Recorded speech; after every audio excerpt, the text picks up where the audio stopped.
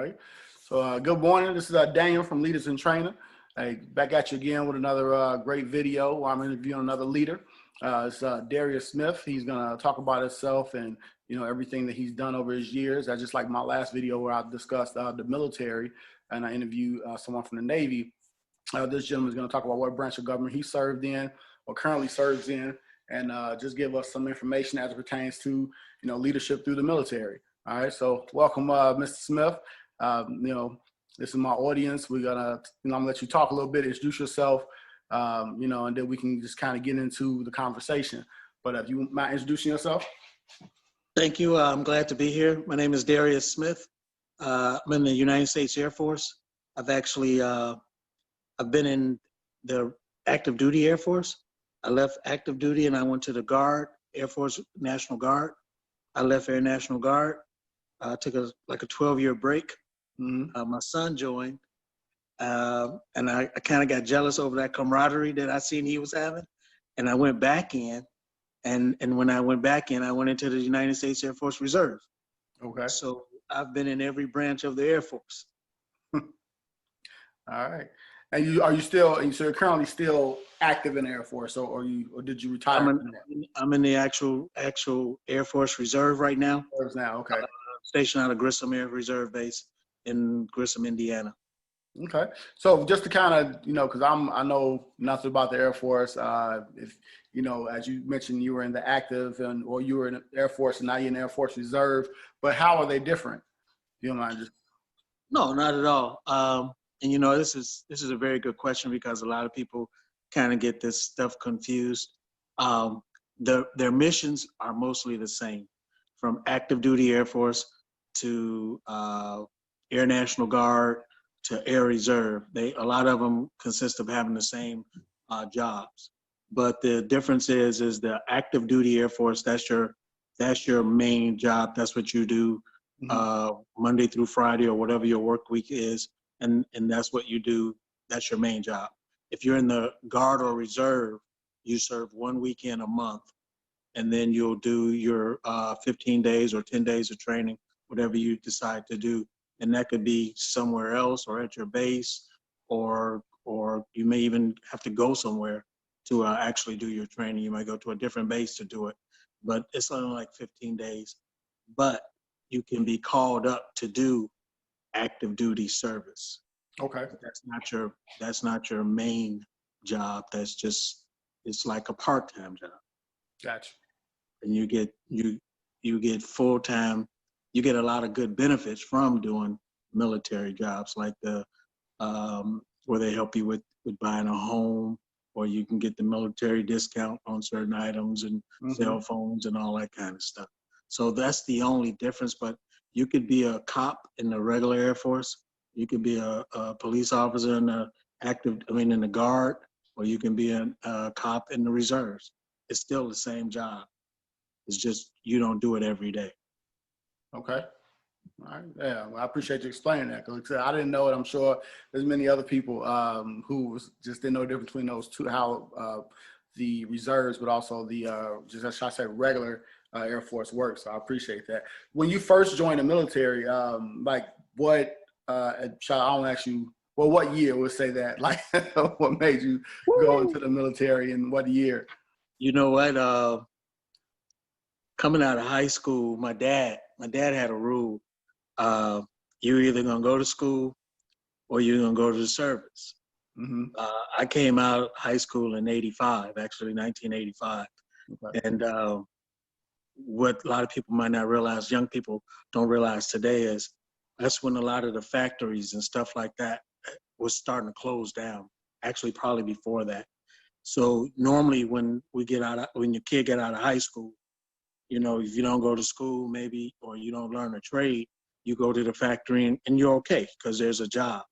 But those factories were closed. And so our choices was go to school or go to the military. That was kind of it. So I went to school, tried to play a little ball. That didn't work out for me. So next thing I only had one more choice. So I came home and I actually signed up to go to the Marines. I was thinking, hey, I want to be the tough and all this other stuff. And I wanted to do the Marines because the uniforms was looking cool. The commercials was on TV all the time. And I had a Marine recruiter come over to talk to me. And he was jazzed up. But I started asking him some questions, hey, if we're in the field, are we like hunting for food? Is this like really hardcore stuff? He's like, no, man, we eat these things, MREs, like meals ready to eat out of a bag. And I'm like, that don't sound tough. So my mom was kind of asking him some questions, and it just seemed like my mom was tougher than the Marine. Oh, So wow. mom said, listen, you could go to the service. I got no problem with that. But I want you to talk to a friend of mine.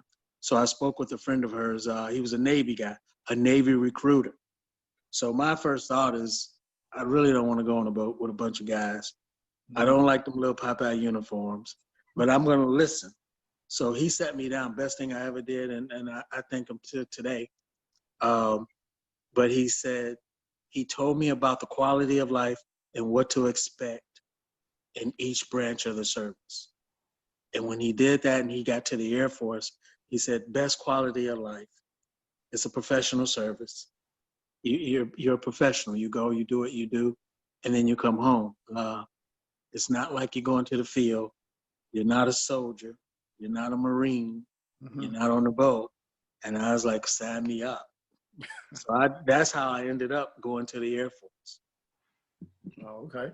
And I know you say you kind of explained that quality of life from each of the different branches. Or did you, besides the Air Force, do you remember like the quality of life you said about the Marines and the Navy? Or if you could share it, I don't know if I want to down one branch over the other. I'm not going to down them or anything like, before younger Darius, I would have, but I'm older and I understand. That's the one thing about the military, and I'm sure the other guys, whoever you interview, mm-hmm. you learn as you get in and you get a little older and you pay attention to what their mission is. And that's where I think a lot of us get lost in the military is the mission. The Army and the Marine guys, they have to be trained a certain way because their mission is totally different from ours. I mean, an Army is their name is they're soldiers, and every one of them is a soldier. I don't care what he does. At the bottom line, he's still a soldier. A Marine is a Marine, period. So basically, when he was speaking to me, he was talking about, okay, like in a wartime situation, life expectancy rates of what they do. And this is 100 years ago, so I don't know what it would be now. But he would tell me like what their life expectancy would be. He told me like the training, the Army, and they go to the field. The Marines, they go to the field and they train on what they do. And for us, it's more in the Air Force, you go to a school, like it's like a college, but the college is only based on what you do. So for me, my job, I was an air traffic controller when I was active duty. I didn't go and learn math. I didn't go and learn social studies and science or something like that. Mm-hmm. I learned airspace. I learned different type of aircraft. I learned the capabilities of these aircraft. I learned, you learn a little physics and all that stuff with speed, because you're turning them and all this things like of that nature. But that's the part of that's a little different with the Air Force because of our mission is different. You'll probably get some of the same things if you talk to Army guys that's in Army aviation because they're dealing with airplanes, because that's all we basically do is airplanes and missiles. And then the same thing with Marines and Marine aviation. Mm-hmm. So, but those are like small parts of what they do. Their basic mission is, they hit the ground. And so when I thought about it, did I want to do those type of things? I didn't. I really wanted to do something that was like air traffic control. Like I'd kind of peaked and really kind of wanted to do that. It seemed kind of cool. And so when I talked to him and he, and then he told me about the Navy. Navy is a really good place to go if you're in electronics, because those ships are like, they're advanced in what you see in the regular world as far as the electronic stuff, the Navy may have already had that. Military as a whole kind of already have stuff before civilians get it anyway. But he said it was really good for electronics and stuff like that. So I didn't want to be on the ship. So I didn't care about the electronic stuff for them. So I just chose Air Force because I thought, hey, I can go, I can learn what I wanted to do. In my quality of life, I go, I do my job, then I go home and my time is mine, and I get to travel. I was okay with that. So that's why I chose it, and that's what he kind of laid out. Basically, what they do, what they expect of you, what your life would be like, you know, how your training would be, and he could speak for that from being a Navy recruit, especially from the Navy aspect and the Marine aspect. And I mean, once you in, you kind of know. So that's kind of how I chose the Air Force and what he gave me. And you know what? And today I'm happy at my choice. Okay. And you spoke about just how you didn't go into the Navy. I mean, I'm sorry, going to the Air Force, and you didn't have to worry about learning history or social studies or just separate subjects. You learned stuff that was, you know, about the Navy and things you had to learn that you can apply to what you had to do day to day. So, so that's good to know, because, you know, as someone who came out of high school and military, I thinking back, I should have went to the military. I say it now. But I went the college route, and I remember the subjects that I had to take, which was just like a repeat of what I took in high school. So I'm always wondering when I speak to people, you know, and even how do what you learn at that point in your life transition to your adult life, or, you know, later down the line, because you know, at 1985, when you decided to go to the military, I assume you was, you know, still, you know, I don't want to say, you know, still young, you know, like 18, still had a lot to learn about life. So one of the questions that I have is, what, other than just as it pertains to your job, but how did the military or the Air Force kind of help shape you into becoming a man? Oh, wow, that's a great question. I can say that, well, I went to school first for a few years, and you know, it's right. You're absolutely right. I was taking like the same courses that I was taking in high school. I mean, college makes you think a little more. You know, the subjects are they get into the weeds a little more in college. Mm-hmm. But I went to the Air Force, I think I was probably 20. And so we're talking 87 is when I went. December 7th, 1987 is when I actually left and went to basic training. So when you're in the service, and the way that they train you and they teach you, they don't really sugarcoat anything like, well, don't worry. And even when I went in, there wasn't a war at the time going on, like now. Right. So when you go in, I shouldn't say I didn't take a lot of history as far as history 1864 to 72 or whatever, like I took in college. You learn Air Force history. When you go to the classes, you learn like math that assists your position, something like that. So you learn what you're going to use. Okay. And shaping my life, it's kind of weird. You know, when you go to college, you leave college, you get a job, and you get an entry-level job, and then you learn and progress your way up. So you're given a minimal amount of responsibility until you learn to gain more responsibility in what you do. Mm-hmm. And the military, that when you come out, you're given the most responsibility. Like for me, when I came out, I sat down and started turning airplanes, learning how to turn airplanes. After I was rated, a few months later, after I was rated in my position, I had the most responsibility because I was a frontline guy working, turning airplanes, landing airplanes. And as you promote yourself up, you just learn management. Right. But the hard part was actual doing it, not the managing of it, but doing it. So shaping me, it just gave me a lot more responsibility at a young age.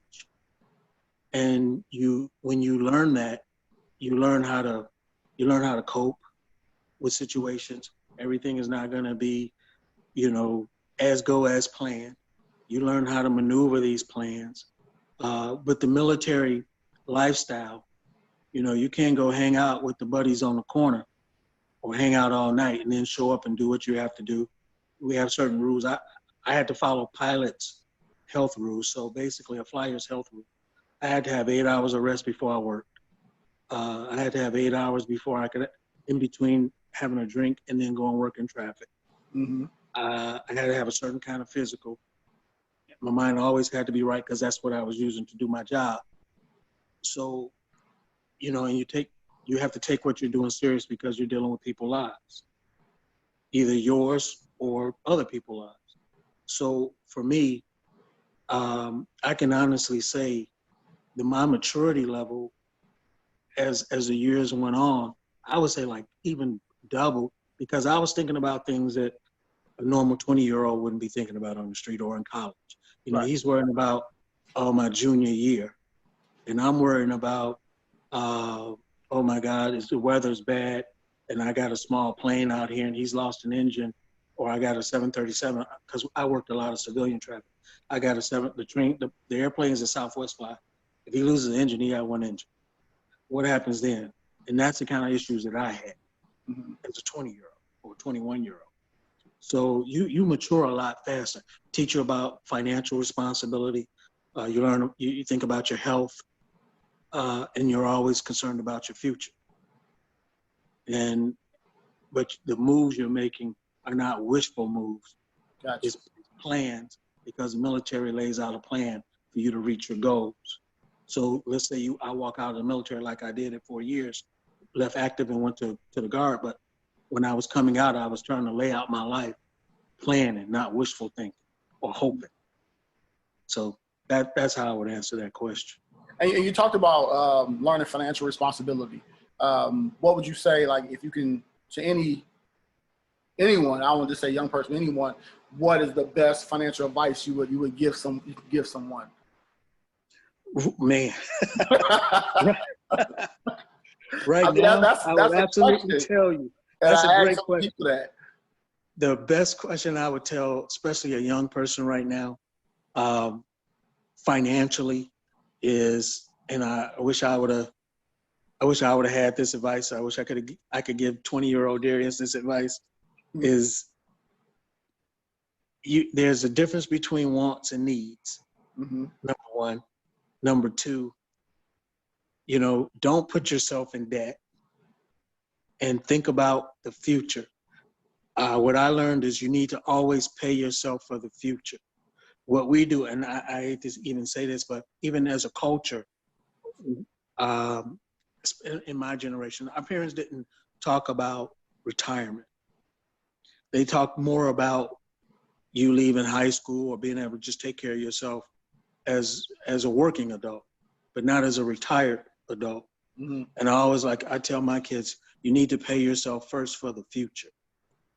And that helps you in that life planning, that you need to have an occupation that'll help you not only take care of yourself today, December 19, 2020, but December 19, 2040, when you're retired or looking to retire, and you can be okay.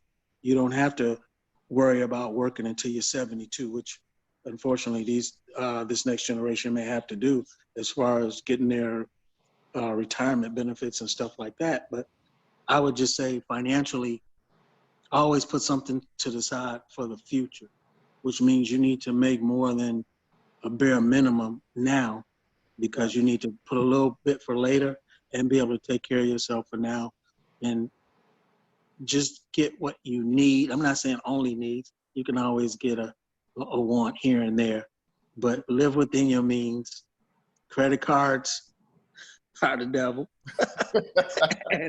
and just live within your means, and always put something aside for the future, so that when you do decide, hey, I've had enough of this getting up and rat racing, and I'm eligible to walk away and retire. You can walk away, retire at a decent age, and be comfortable doing it. Right. Hey, truly a message to your younger self. By the title, what you just said, and to anyone. And I definitely want to make sure that my viewers are able to take that bit of information and apply that to life, because even now, at my age now, I'm realizing that in my late 30s, like, man, let me start putting something for 20 years from now and setting myself up to where I don't have to continue to work as hard, you know. And that's the key right there to life, you know. Work hard maybe at one point in life, but it should get easy as you get older, you know. So that's something I definitely keep in mind. So if we think about just now, you know, after being removed from the military or still later down the line, how has the military, shall I say, assisted you, or where you are in your life? Where are you in your life now to where you should say, well, you can say, well, the military helped me get to this point, or just taught me this. If you think about you being in your current job, where you are, if you want to share with my viewers what you do currently, and how the military kind of helped shape that for you. Wow. Well, I'm like, I'm what you might call a poster child for the government, I guess. I don't know. I went to the military. I got out. I did active guard, which is basically military still. And then I was very fortunate enough, I put in for a government job because I didn't want my time. And that's something else for military people. If you go to the military, or you decide to go to the military and you do decide to transition and come out and be a civilian, your military time will count as far as federal government. Mm-hmm. So if you do 4 years in any branch, say Air Force, and you come out, you have 4 years seniority in the federal government. Wow. And my situation, I had about 11 or 12 years of military time before I transitioned into civilian. And my civilian employer is federal government. So when I walked into the door with federal government, I had almost like 12 years of seniority when I walked in the door, which counts toward my retirement. And it helped me. Military, well, let me put it this way. Military time or any military service you do really helps your resume, because it shows that you can be trained. It shows you can be committed. It shows that, you know, you'll do your due diligence. You know what hard work is, and you can deal with adversity. So it only helps. It helps educationally. It helped me educationally. Got to go to school for free, and when you go to school, after dealing with military schools, it helps you apply yourself. Mm-hmm. You know, because they give you so many tricks of how to learn, or how do you learn? How are you do you learn by vision? Do you learn by hearing? Do you read? I mean, what do you do to help you learn? They give you all these tricks. So the military basically set me up for exactly who I am and what I do today. And I'm a big proponent of, if you're not great at baseball, if you're not great, male or female, soccer, basketball, football, if you can't go to school and school be free for you, mm-hmm. if you can't get a academic scholarship where you can go to school for free, I would suggest wholeheartedly go to the military. I mean, pick a branch, what you want to do. Pick a field that you're interested in, and let the military pay, because no one has $20,000, $30,000 per year extra for school. And why would you get out of school and have $100,000 in debt where you can't even start your life? So I would use the military, because the military will pay for your school. So you'll get a little, I like to call it instant grow up. And then after that, you'll get your school paid for. And in those travels, you'll have a trait, you'll have a skill. That's the one thing we talk about college. And I'll never forget this. One of the gentlemen that when I first started working for the government, he told me, when you go to college, we had a discussion about college and military. And he said, when you go to college, what do you get? I said, you get a college education, a college degree. He says, so what do you know when you leave from college? Provided you don't take a specific skill. So let's just say you go to college and you get a business degree. What do you know? And I was like, well, you learn about business. He says, you know theory, because you haven't done business. True. so you learn theory. So when you go to the military, and let's just say you learn how to become a mechanic in the military, you learn how to work on jet airplane engines. What do you know when you leave from that jet airplane mechanic school? You know how to work on a jet airplane engine. You know how to fix an engine. So you learned a skill in the military, and in college you learn theory. You can always use that skill. We don't know how that theory is going to play out for you. So that hit me deep. Hey, you just hit me deep when you said that. I'm sitting there thinking about it like that is some, man, true stuff. Because, man, I remember I was an education major. So, you know, so I remember the theory I learned about how to teach kids. But right. you don't become a good teacher until you get in front of them, until you're able exactly. to build relationships and, like you said, figure out how they learn, whether they're visual, auditory, all those different learning styles. So that right there is, man, like I said, that's something that, man, you just taught me something. And I just think that for me, when I went in, my recruiter, he told me something that really got me, because normally when people are trying to sell you something, they're telling you, like, I'm selling you this car. Let me tell you about this car. This car does this. This car has this. It's got Bluetooth. It's got these special glow-in-the-dark wheels, all this special stuff, right?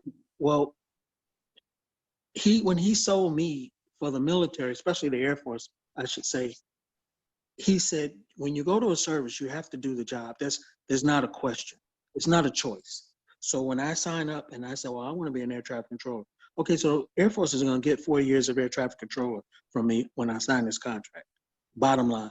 So I work 2 days, 2 day shifts, 2 swing, 2 off. So I work 4 days a week, and then I had 2 days off. Mm-hmm. That was going to happen no matter what. The question is, what are you going to get from them? We already know what they're getting. So when you go in, you don't worry about, pick what you want to do, learn and stuff, but what do you want from them? And you need to know what the Air Force or any branch of service or any other company or thing that you do, what they can do for you. Because any employer, you got to show up, you got to do your job. But what can it do for you? What do you want out of it? Mm-hmm. You don't want to go into something, you want a marriage or a relationship and just say, well, you know what, I'm going to cook, clean, and do everything else with this person, and we're going to have so much fun, and it's all going to be what they want to do. You have no opinion about anything. Your what you want doesn't matter. You never go into any situation like that. So why would you go into a career like that? Yeah. So when he asked me that question, and I said, well, I want to travel. I want to see the world. I want to learn. I want to live somewhere else. I don't want to just live in the United States. I kind of want to live abroad. And he was like, so yeah, why would you go do that on your own? Why don't you let them pay for it? And I thought about it. Man, he's right. So I got to live in Berlin, Germany for 4 years. Being an air traffic controller, I got to fly all over Europe for free in the cockpit. So because I was supposedly learning, what the pilots do when they fly, so I can get a better understanding of what he's going through while I'm talking to him. So, it was just a great experience. Okay. And that's what the Air Force kind of gave me. And I go through my life now. And it's funny, next month, I get my 20 years. Okay. On the 29th, I could walk out the door and say, thank you. Thank you. Give me my little plaque or whatever I get, and let's call it a day. And I can tell everybody, hey, I'm a retired person in the Air Force, and I'm not even getting out right now. I'm not done yet. So I think it's a great situation for people, no matter what if your parents can send you to school, that's great. But college life is fun. I've done it. I'm be honest with you, having your own money out of the house and living on your own, is a lot better than I can imagine. than being that starving college student and waiting on mom and dad to send you some money. Mm-hmm. Yeah. So having, of course, you mentioned using the military to kind of pay for your schooling. You went back to school, after you finished, I should say, or over these years, you've gone back to school, correct? yes. And you've gotten to, like, what degrees have you got? Like, what is your level of education now? Just so When I went in, I was a high school graduate, mm-hmm. and now I've got. It's kind of weird. I went in. I got my bachelor's degree. I got my bachelor's degree in public safety management, Mm-hmm. and then after that, I got an associate's in business management through the Air Force. Right. And then I went back to school and got my because I guess I should state, when you go to an Air Force school, the school is college credited. Mm-hmm. So let's just say, like right now, I'm in flight management. That's the title of what I do. So it's like a business situation, business orientated. So by me being in that job for a certain amount of time and taking going to the school in order to learn about that job, I got college course credit for that. Mm-hmm. By me finishing up a few extra credits, I was able to, the Air Force awards you a community college of the Air Force degree, which is an associate degree. So I have a business management degree from the Air Force Associates. I have a bachelor's degree, public safety management, and then I have a master's degree, public safety administration.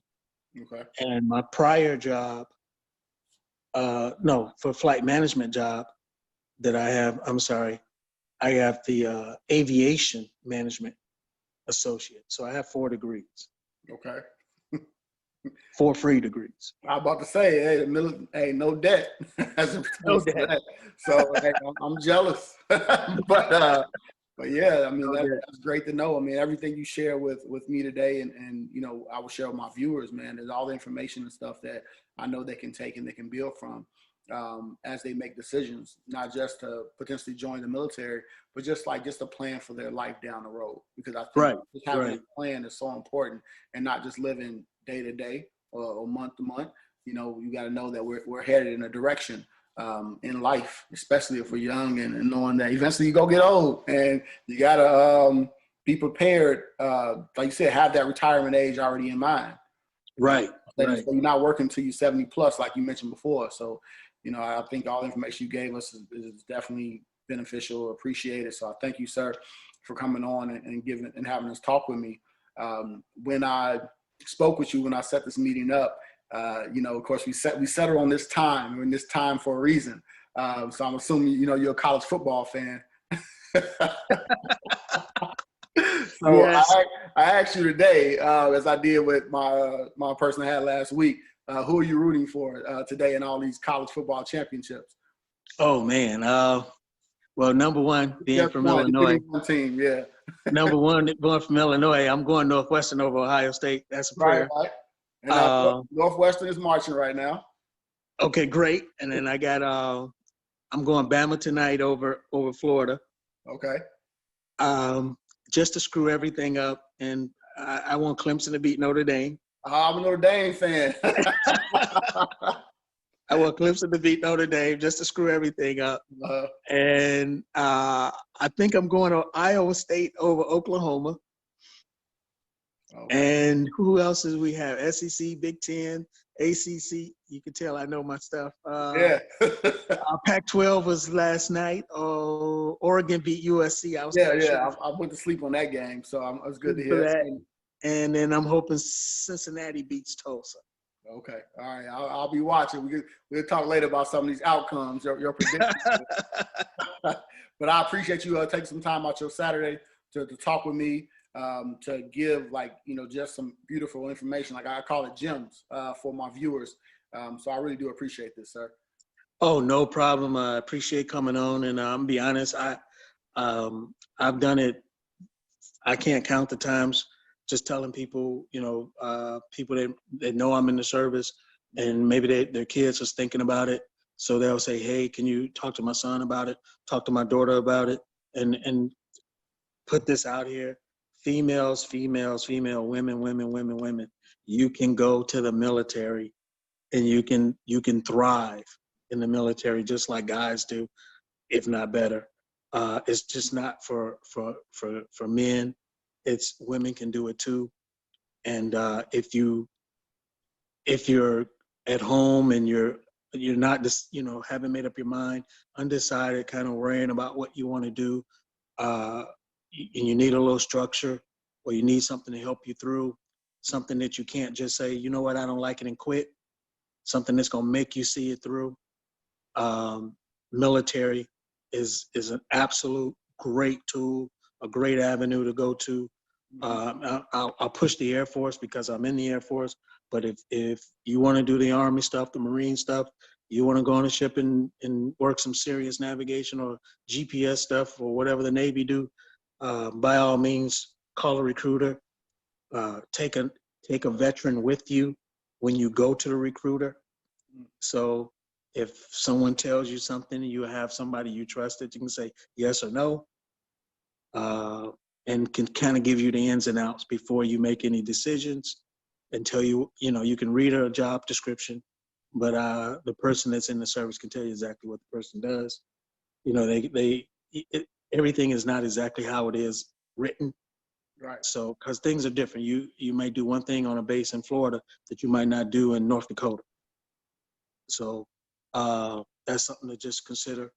So young people, or even if you're almost approaching 30 or what have you, Google whatever military branch, read about it, look at what the criteria is in order, age limits and stuff like that. Mm-hmm. And if you need something, instead of paying for one of these crazy colleges where they, what is that, pay to learn, Yeah. and then they have no accreditation, and you can be a mechanic in 3 days, or you can be all that crazy stuff. Forget that.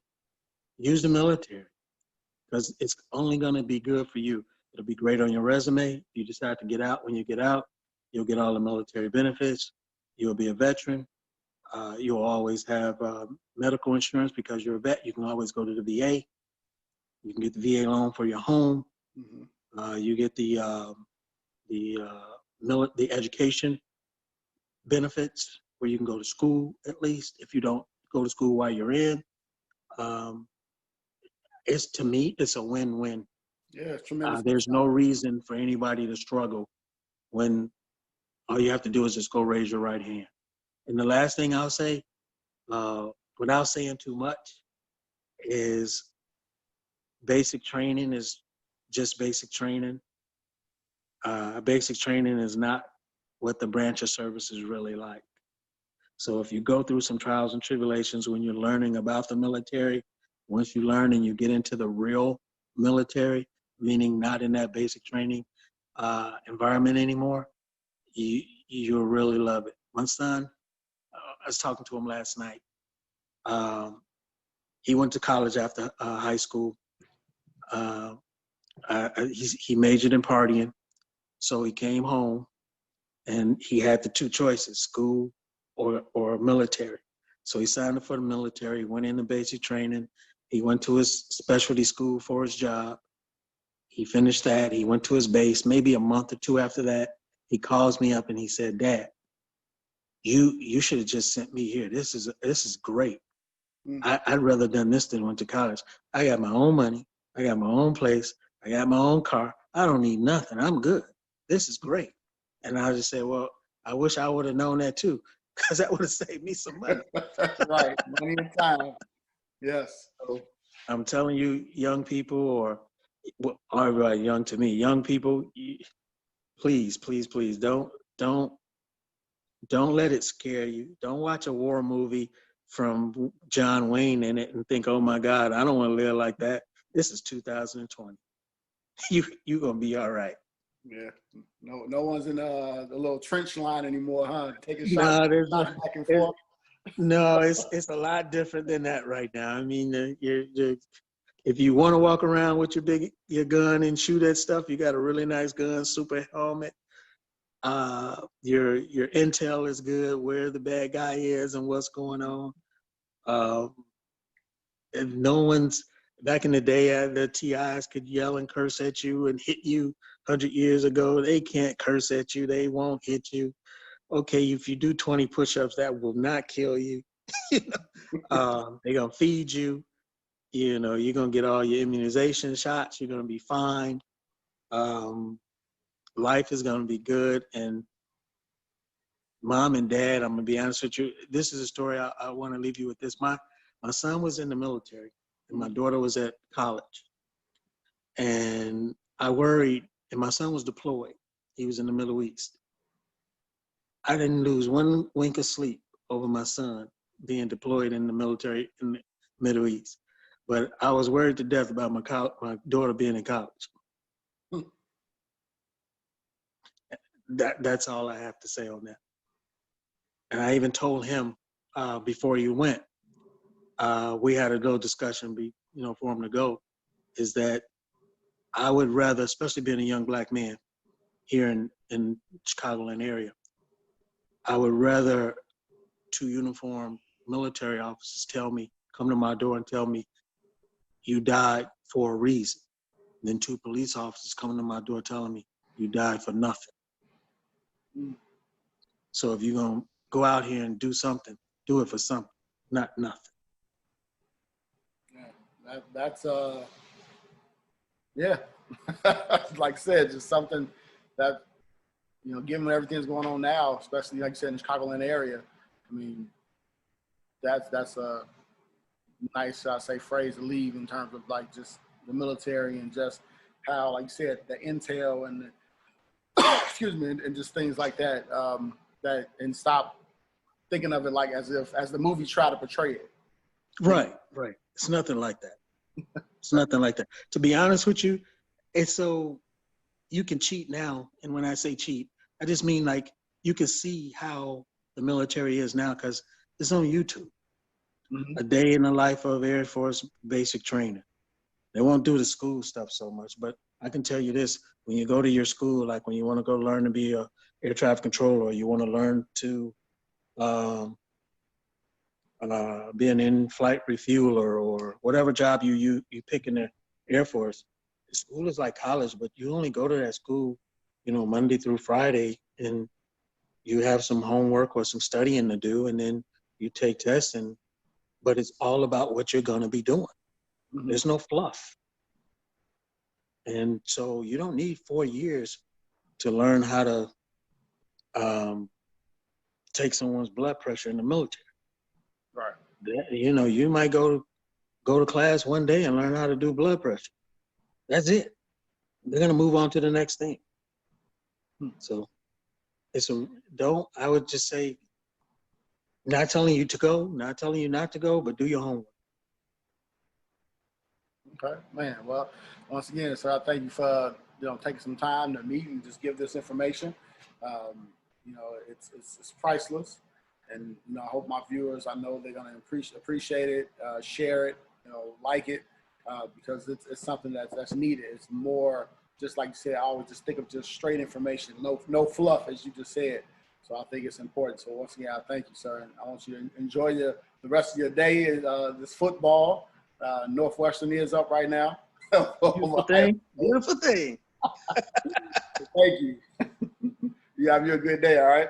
Okay, you too. Thank you. All right.